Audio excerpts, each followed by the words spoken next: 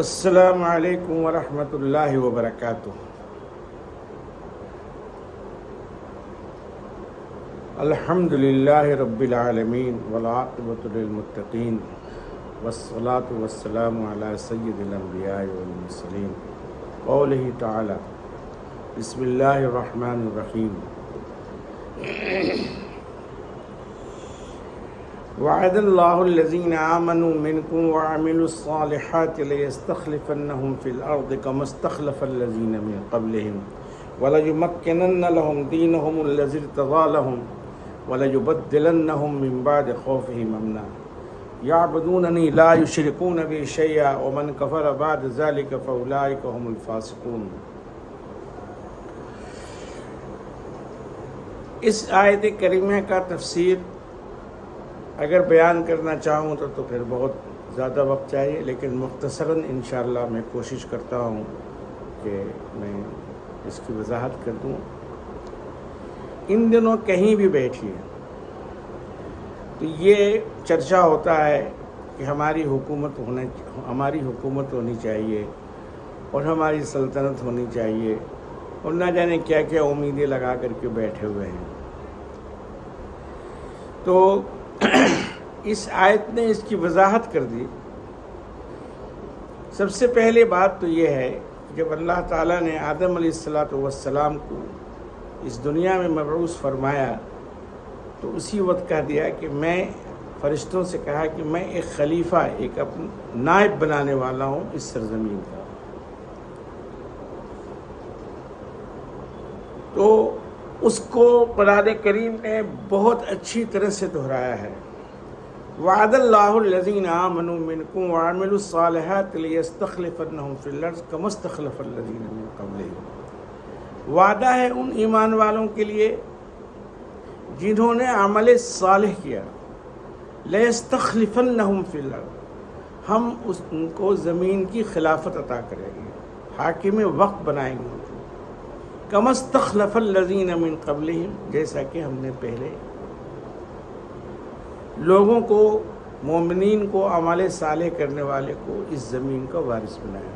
بلکہ یہی نہیں، اور ہم ان کو اس زمین میں تمکن میں یہ ایک زمین کی بہت بڑی وسعت کی جگہ دے گی، اور جو ان کے دل میں خوف ہے اس کو امن سے بدل دیں گے۔ یہ جو جب صحابہ یہاں تھے، مکے میں تھے، تو مکے کے صحابہ کہتے تھے کہ یا رسول اللہ اس طرح سے ہم خوف کی زندگی کب تک گزاریں گے؟ تو اللہ تعالیٰ نے مدینے کی ریاست میں ان کو ایک آزاد زندگی دی اور ان کے خوف کو امن سے تبدیل کر دیا۔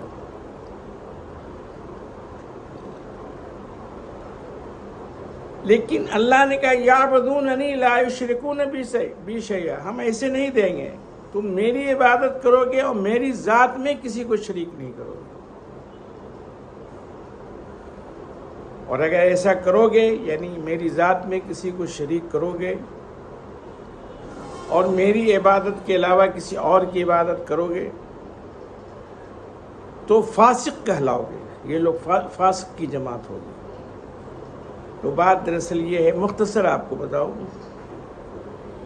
کہ جب بلاد اسلامیہ کی وسعت ہوئی اور جوق در جوق جب لوگ اسلام میں داخل ہونے شروع ہوئے، تو اسلام تلوار کی زور سے نہیں پھیلا ہے میرے بھائی۔ میری ایک بار تقریباً 1 گھنٹے کا مناظرہ تھا اسٹیشن پہ، تو وہ اس بیچارے کو معلوم تھا نہیں، مسلم نہیں تھا وہ، لیکن میں نے سمجھایا تو میری بات مان گیا وہ۔ ہم کہا بھائی دیکھو ابھی جو موجودہ دیکھو کہ دنیا میں سب سے زیادہ لوگ اسلام میں داخل ہو رہے ہیں، تم یہ بتاؤ کہاں زبردستی ہو رہی ہے؟ لندن امریکہ میں پہلے 1 مسجد نہیں تھی، اب کتنی مسجدیں بن گئی۔ اس نے اس بات کو مانا، بالکل آپ صحیح کہتے ہیں۔ ہم کہا اسی طرح سے اسلام دنیا میں پھیلا ہے۔ یہ ایک قریبی دور کی بات میں آپ سے کر رہا ہوں کہ جب محمد بن قاسم فاتح سندھ جب یہاں تشریف لائے اور جب ان کی فوج جانے لگ گئے، تو گلیوں میں، محلوں میں خواتین نے کہا کہ آپ یہاں سے نہ جائیے، اس لیے کہ آپ امن پسند لوگ ہیں اور ہمارے یہاں آپ امن قائم کر دیں گے اور ہماری زندگی امن سے گزرے گی۔ اور ان لوگوں نے باضابطہ درخواست دی محمد بن قاسم کی فوجوں سے کہ آپ یہیں رہیے۔ یہ کیسے لوگ ہیں کہ کسی کو نگاہ اٹھا کے نہیں دیکھتے ہیں، کیسی جوان بوڑھی کوئی سی بھی خاتون سامنے سے گزر جائے نگاہ نہیں اٹھاتے، نگاہ نیچی رکھتے ہیں۔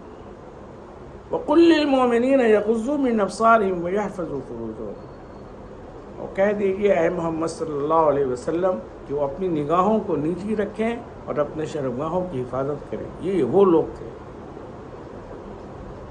اور خوشی بخوشی ویلکم کہا وہاں کی افواج کو۔ اسی طرح سے میرے بھائی اور جگہوں میں بھی صحابہ اکرام رضوان اللہ تعالی علیہم اجمعین گئے اور بہت سارے فاتحین جو ہے وہ داخل ہوئے، تو لوگوں نے ان کو ویلکم کہا۔ ہندوستان کی بات لے لیجئے، یہ میں نے کچھ بچپن میں اپنے اس کا خاکہ دیکھا ہے کہ کوئی بھی مسئلہ آ جاتا تھا تو وہ ہمارے غیر مسلم بھائی مسلمانوں کے پاس انصاف کرانے کے لیے آتے تھے کہ آپ ہمارا انصاف کیجیے۔ تو یہ جو ہم حکومتوں کی بات کرتے ہیں، یہ حکومت جو ہے وہ حاصل نہیں کی جاتی ہے، جب ہم اس کے اہل ہوں گے تو اللہ تبارک و تعالی ہمیں حکومت عطا کرے گی۔ سلطنت آف عمان میں ہمارے یہاں ایک انجینئر